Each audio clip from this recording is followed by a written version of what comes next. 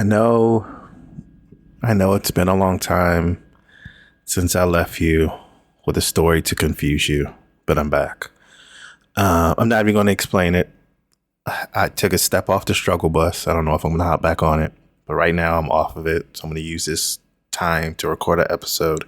And as a storyteller, which I am, because I think last time I came up with the TLDR that this podcast is basically either a story creation or a storytelling podcast, and that will make me Kirk, and this podcast Dumb Test Late.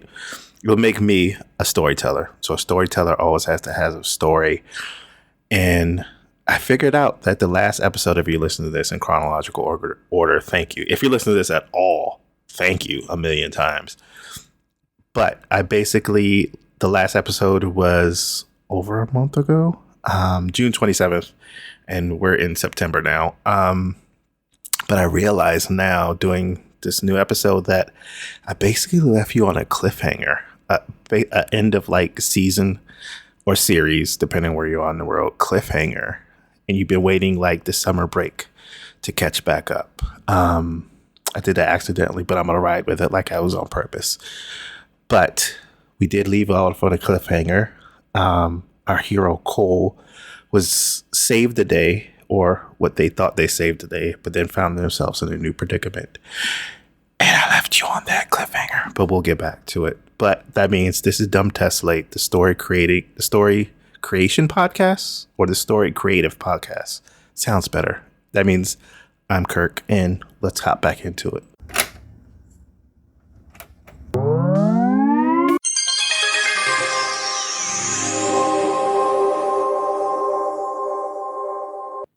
Now time for some interactive fun. Once again, I'm Kirk, and this is Dumb Test Late. It's a story creative podcast where I come up with random ideas, or random ideas find me, I should say. And I try to basically create them out into full stories.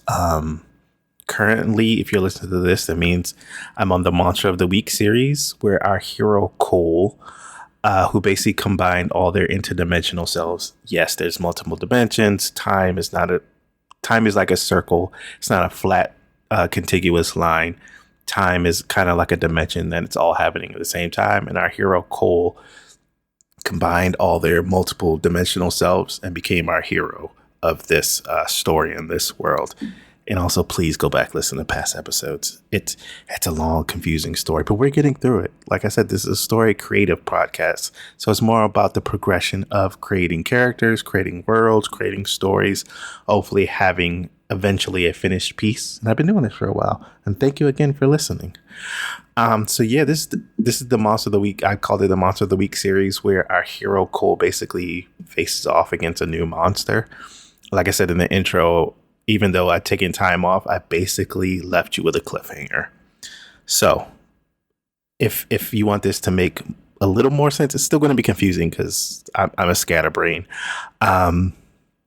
Listen to the last episode.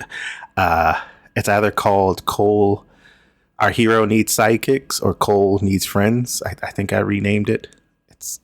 Just listen to the last episode. That would be season 30. Season 3, sorry. I'm season 30, if only. Season 3, episode 20. This is season 3, episode 21. We're going with it. So, the cliffhanger I ended off with, if you've already caught up, thank you. Cole had to go back to the underworld to basically get a sidekick, because Cole was taught by the Mothman. That was Cole's kind of hero that taught them everything. Cole was a reluctant shaman, and the Mothman basically was the entity that came together from multiple entities to teach Cole the ways and to guide Cole and show Cole this world that's, beyond what you see, and gave Cole their third eye and all this stuff. So Cole had to go back to the underworld to basically save someone that was in the Mothman's reality. And I used the kind of real world example of Mary Hyre, Hyre, Mary Harry, no, Mary Hyre. Let's say Mary Hyre, who was actually a real world person. She was a journalist at the time of like the real Mothman prophecies took place in West Virginia. She passed away in the 70s, but kind of using her as a inspiration for a character. So Cole had to go back to the underworld. Cole was told by the Mothman that they needed to go back to the underworld and save Mary Hire. But in the underworld, since she passed, she kind of taken on this new form. And I imagined her as the form of an owl, but an owl that's kind of mixed with the biblical version of an angel, like the angel with the whole bunch of eyes, and also an owl mixed together. And I called them Isa. It's shortened from Isamund, which is a servant god of Enki. Please go back to listen to all episodes, because a lot of this I've kind of taken from Mesopotamian gods, like the story origins and all this stuff. Cole's origin story has come from that, so I kind of still take from it. And I kind of used the example of the Orpheus and Eurydice Greek myth, where walking out of the underworld, but it wasn't the same. Cole could talk to Isa, and also said Isa is going to be like a messenger and a writer that helps Cole solve mysteries. So I basically said it's going to be a combination of Murder, She Wrote, Angela Lansbury's character, and Sophia from Golden Girls, because she back talks to Cole all the time. She's sassy.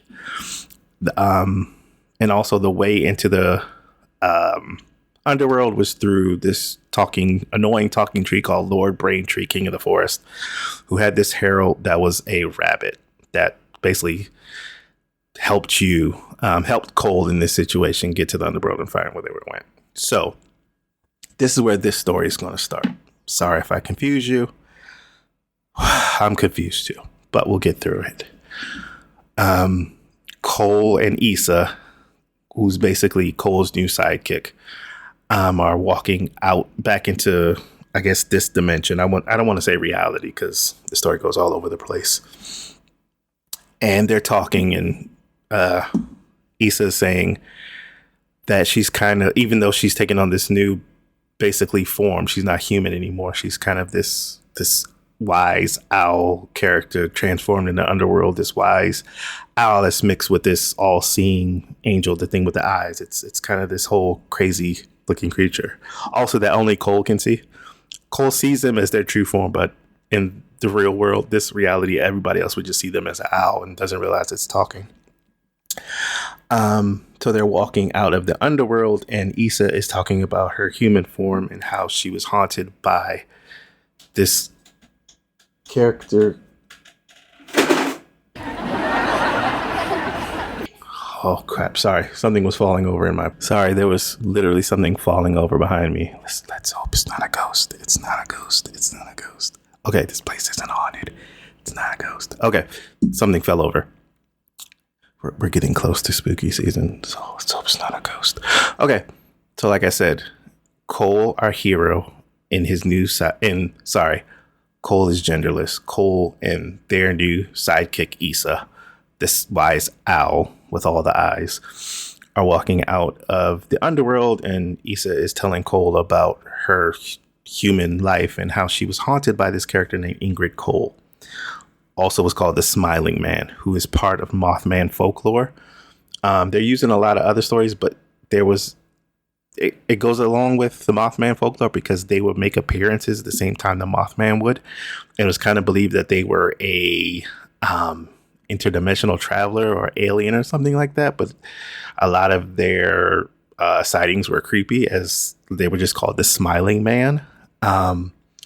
But I'm going to use it as I guess you could say, a real world inspiration for a monster of the week that Cole needs to either change their ways or fight or defeat or something like that. That's how these stories have been going that I've been creating. So like I said, Cole is learning about Ingrid Cole. The names are confusing. I'm sorry. This Smiling Man, we should say, and how when Isa was a human, when she was just a reporter, she was getting these calls from them or these kind of warnings from them, and it was really confusing or scary, I should say. And they were really worried about this person. But then when Cole and Isa come out the underworld, they realize something is different. Like Cole has the ability or power, I should say, of like having a third eye where they can see multiple dimensions. They could see when things are wrong, or, you know, the true side of somebody when somebody combines their multidimensional selves but becomes evil. Cole can see that. That's been previous Monsters of the Week. But when they enter back into this reality, when from Lord Braintree, what was it? Lord Braintree, King of the Forest. That was the entrance of the underworld. So when they were exiting, things are wrong. Like Lord Braintree, who was a talking tree, it was an annoying talking tree, is not talking. And Cole realizes that Issa is like stopped. Like they were an owl and they were flying or like in air. But Cole realizes that Issa is just stuck in midair. And Cole looks out ahead and sees a person, but they're all dark. It's like they have no features and they're all dark. And they have no skin, no features, nothing. They're just dark and they're kind of glitching. And Cole says to Issa, "That's him, isn't it?" And Issa, frozen in air, says, "Yes, that's the smiling man." That's where our story picks up. That's our new mantra of the week. And then Cole realizes that the smiling man not only is it's like Cole can't really see what's going on. Cole's third eye isn't working. He could just see this thing, this inky, glitchy humanoid shape.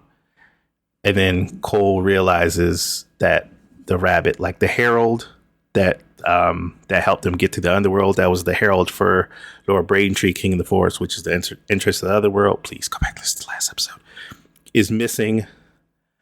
And then Cole says to Issa, Cole's new sidekick, "The smiling man has the rabbit, doesn't he?" And then Issa just nods and says yes. So they realize that this is the smiling man, and then he has stole the rabbit, which was the herald for the underworld. And then all of a sudden, the smiling man is right in front of them. And for the first time, Cole kind of doesn't have an understanding or a plan or what to do. Cole is at a loss. But then Issa kind of talks for the smiling man and tells Cole that this is the smiling man, this who was kind of sending me these creepy cryptid messages, you know, back in the 70s. And then the smiling man talks to both of them and says, yes, that's who I was, and that he was following them. So the smiling man has the bunny, which is the herald to the entrance to the underworld. And he explains to them that he's going back to the underworld because there was this cosmic glitch with him. That's why he looks so weird and his body's so messed up, is that all of his multidimensional selves were supposed to basically expire all at once. Like the way Cole got their shaman powers is they basically combined all their dimensional. The Mothman helped them do this. Combine all their multiple dimensional selves into one. They did it in a way that made them good. But if you do it, if you're basically misguided or lied to, or you get help from an evil deity, which is how done Monsters in the Week in the past, you become evil. But in the smiling man's case, they saw all of this happen. They saw all of their multiple dimensional selves expire all at the same time. But the last version glitch and is stuck. And so it can never die. It's stuck in this painful existence. And that's what they were kind of doing in Mary Hires. When she saw him, when she was alive, he was trying to warn people, or he was trying to do something, but it didn't work. He's stuck. He's glitched out in this painful existence. But he's been following Ingrid. No, he's been following Cole. Sorry. His name was Ingrid Cole. He's been following Cole and Issa to find where the underworld is. And he's basically going to glitch his way into the underworld and take back all of his past selves, because he believes they're in the underworld. So he could become whole again, but which is going to make him evil. Cole knows that because Cole has seen that before with people who were misguided by bad or evil demons or deities or, evil beings. So Cole has no power, though, because the Smiling Man is holding the bunny, which is the herald that opens the way to the underworld. But the Smiling Man isn't really sure. Like, this is the Smiling Man's plan. He's going to go back to the underworld and take back his old self, but he doesn't know if that'll work or what to really do.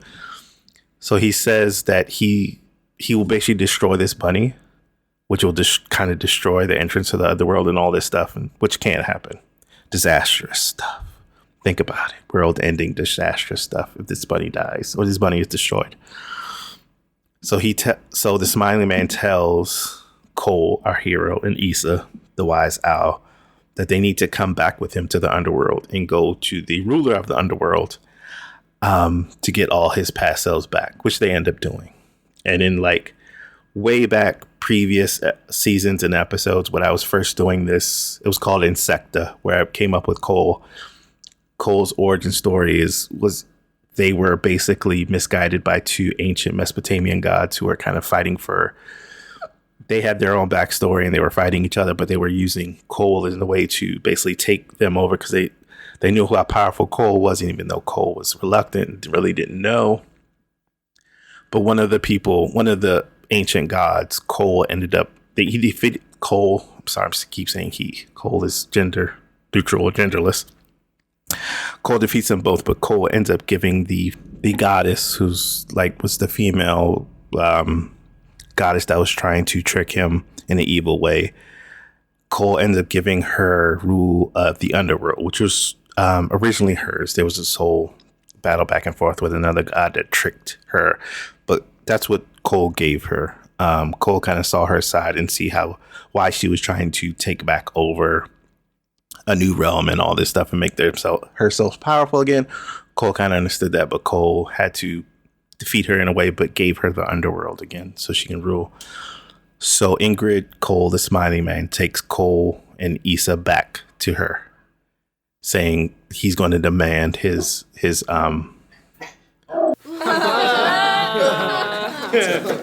Sorry if there was a weird sound or a weird cut there. I had to take a dog bark break. No ghost this time, just a crazy dog.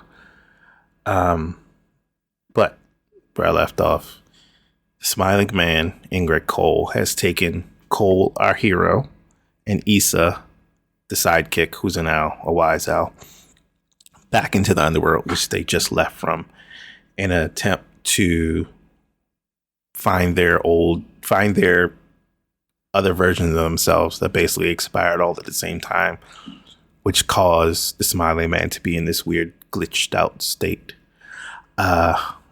So if you remember, I remember for that sake, when Cole enters the underworld, Cole needs help because Cole's powers, their third eye, all that stuff does not work in the underworld. They're basically back to their human selves, and they basically can't even see because the underworld is dark. Duh. That's why they needed help from Issa, their new sidekick, this all-wise owl, angelic owl, I should say, with all these seeing eyes. But Cole, without their powers, realizes that the Smiling Man could be evil, but Cole really doesn't know. Cole is still learning this, and this whole Smiling Man in this form is new to Cole. And Cole, without their powers in the underworld, is basically helpless. Cole can't defeat them. So Cole kind of uses this to just do what they can do. They go back into their shaman, simplistic monk form. They realize the only thing they can do for this person that they realize is in a lot of pain is to listen. They listen to the Smiling Man, Ingrid Cole, as they go back on this journey through the underworld through the goddess of the underworld, Urshka Girl. I think their name was Urshka Girl. And Ingrid Cole basically tells Cole and Issa the whole story of what happened. Like, they see their death over, and they see and feel the pain of their death of all their multiple dimensional selves over and over and over and over again. And that multi I'm going to learn how to say this word one day, multi-dimensional self, they can, since it was so painful, Ingrid Cole, the smiling man, is in this constant pain and this constant suffering. And Cole has to listen to this, and Cole realizes that they're not an evil entity. They're not a monster of the week. They're not something they're destroying the world. They're just lost and in pain and trying to make sense.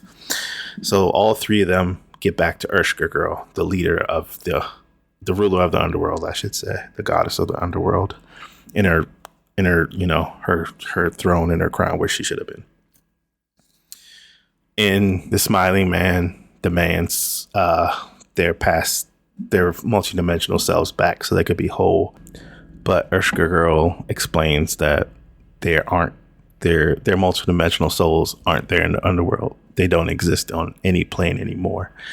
When the smiling man saw this, all their multidimensional selves expire, he saw the end of himself over and over, and he'll continue to do that. And this, of course, angers the smiling man, Ingrid Cole, and he still is holding the rabbit, which was the herald to the underworld. And he says, I'm going to destroy this herald, and the underworld will be closed forever. So this is how Cole, our hero, figures they're going to defeat this monster of the week, which is a smiling man, Ingrid Cole. He realizes that after this whole journey back into the underworld, Cole has been listening to the smiling man, and he realizes that they don't want to be evil. They don't want to destroy things. They just want something. They want a piece of themselves back, because they basically glitched out to nothing, and they're in constant pain. So Cole makes a deal with Urshka Girl that Cole leaves one of their multidimensional selves in the underworld. And in place, Urshka Girl gives the smiling man, Ingrid Cole, one soul back. But that's it, though. When this soul dies, there's no multidimensional selves. There's nothing like that. They only have this one life left. But they could be human again. They could live a life. They could feel. They could, have a life. They could do things, make choices, make mistakes, be happy, and all this stuff. But Urshka Girl reminds Cole that this is a sacrifice. That basically this puts a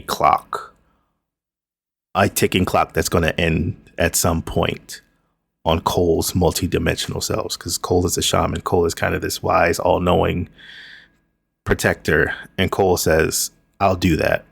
And then basically that sacrifice is what Ingrid Cole didn't even know they wanted. They kind of were so alone and so in pain, constantly seeing themselves have to die all over again. They realized they got what they wanted, was just friends, because they all leave the underworld together. Ingrid Cole back in a human form. He's no longer the smiling man. Issa, who he remembers from his life previously, because Issa was a person he visited in the 60s when the Mothman sightings were going on. He was alive during that time, so he has an old friend.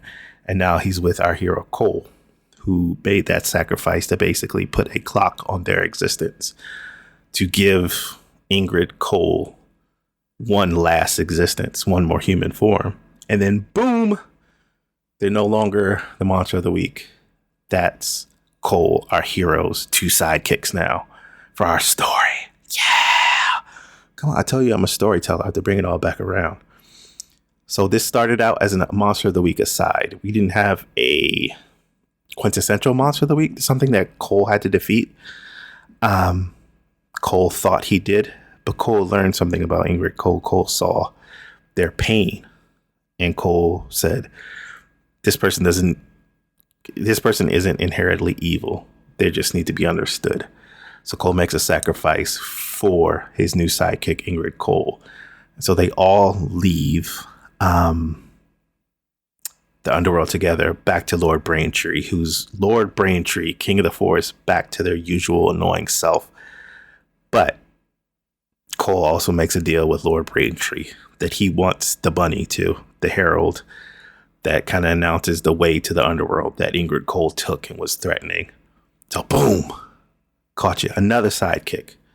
So that's 3 sidekicks for our hero Cole. He has Issa, the all-seeing angelic owl with the multi-eyes. He now has Ingrid Cole, who's basically just a human form. They're just as a regular human person now, but this is their life, and they're happy for that. And Cole takes the rabbit, who I don't have a name for yet. I need to come up with a name for the rabbit, who is the herald for Lord Braintree, King of the Forest, because they couldn't stand Lord Braintree. And Lord Braintree was like, fine, I'll get a new herald. And a bird pops up on top of Lord Braintree that holds his crown, because that's the entrance to the underworld. So Cole has their sidekicks. Bam. That ends this aside. And we will get back to the next monster of the week, hopefully soon. Hopefully not in another month or 6 months from now, because we're in September now. So I need to get these done, because soon it will be spooky season. And I need to work on my spooky stories, like I try to do every year. Come up with at least 2, 3, 4, something like that. Spooky season stories for our October spooky season. Hopefully I could get at least 1 or 2 more monster of the weeks, because Cole has their crew: a human, an owl, and a rabbit that I need to find a name for, which I will soon. But yeah, that means we're at the end of this episode. Thanks for listening. Again, thank you so much for listening. Please, if you're lost, go back, listen to the past episodes. Hopefully those help. But you can find me at my website, dumbtestslate.com. Hopefully I remember to pay the subscription for that, and it's still up. Also, you can find me on Instagram, dumbtestslate. I think it's dumbtestslate or dumbtestlatepod. Just look up dumbtestslate on Instagram. It'll pop up. But hopefully you hear from me soon. Hopefully I'll hear from you. Never. You'll just hear from me. It's a one-way conversation, but that means I'm Kirk. This is still Dumb Test Slate, the Story Creative Podcast, and I hope you hear from me soon. Bye-bye. Oh, be happy. Love yourself. Do something great. I'm going to end this with a quote from Andre Leon Talley. That was a good quote that I heard online that kind of pushed me to want to do another episode. But thanks for listening again. Bye. Whether it takes you 3 years, 30 minutes, 3 months, it doesn't matter, as long as you have within your universe something that sustains you every day until your goal is met and you have achieved your dream.